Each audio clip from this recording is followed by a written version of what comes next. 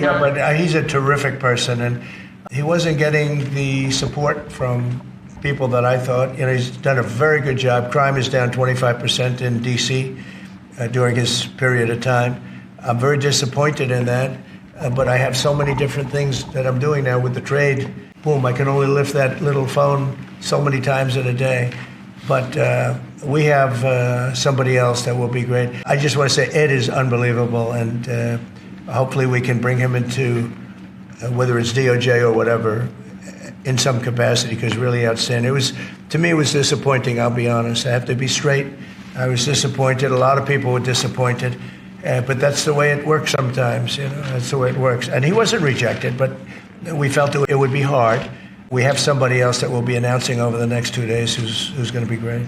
Let's talk about American beef really quickly, and it can't be understated. I'm Brooke Rollins, by the way, how important this deal is and what this means to American farmers and ranchers. Specific to the beef, this is going to exponentially increase our beef exports. And to be very clear, American beef is the safest, the best quality, and the crown jewel of American agriculture for the world. So I think a really important part of this deal isn't just the ethanol reducing of tariffs from 19 to 0, which for our row croppers is a huge deal, but also for beef. And as we move forward, I know our incredible trade team is looking at all of the meats, all of the produce, really all of our agriculture exports. And I don't know if there's an industry that has been treated more unfairly and has suffered more than our agriculture industry. So we look forward to, I'll be in the UK on Monday, talking to my counterpart over there, really for next week, and look forward to moving that out across the country. The president is incredible. I think we could say that we have the best in the world, best tractors, the best everything in the world. And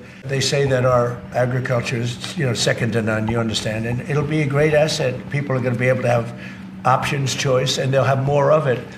And that usually means lower prices. How about the 10% baseline tariff remaining in place? Is that a template for these future trade deals? You say you're going to keep it here. No. Is it going to stay in every case? No, that's a low number. They made a good deal. Some will be much higher because they have massive trade surpluses, and in many cases they didn't treat us right. One thing with UK, somewhat closed, not like a China as an example, but they always treated us with great respect. So they treated us with great respect.